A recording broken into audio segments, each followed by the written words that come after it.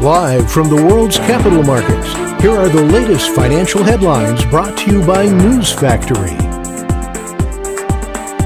Hello and welcome to Wednesday's financial news. Stay with us for more market headlines. The dollar-yen pair traded sideways in the last session. The ultimate oscillator is giving a negative signal. The Bitcoin-dollar pair plummeted 1.4% in the last session. The stochastic RSI indicates an overbought market. The gold-dollar pair made a minor downwards correction in the last session, dropping 0.1%. The stochastic indicator is giving a positive signal. The oil dipped a slight 0.2% against the dollar in the last session. The stochastic indicator is giving a negative signal. Coming up, the choices from our chief analyst for today.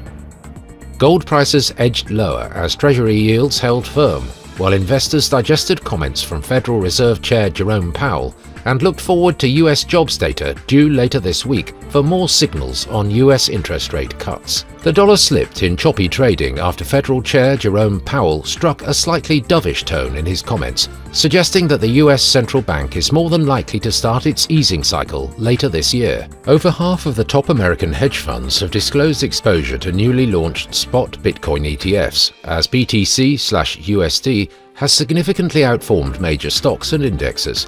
13 out of the top 25 United States hedge funds had owned Bitcoin ETFs by the end of Q1 2024.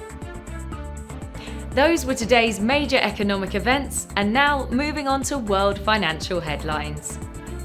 Australia's retail sales will be released at 1:30 GMT. Japan's Jibun Bank Services PMI at 0:30 GMT.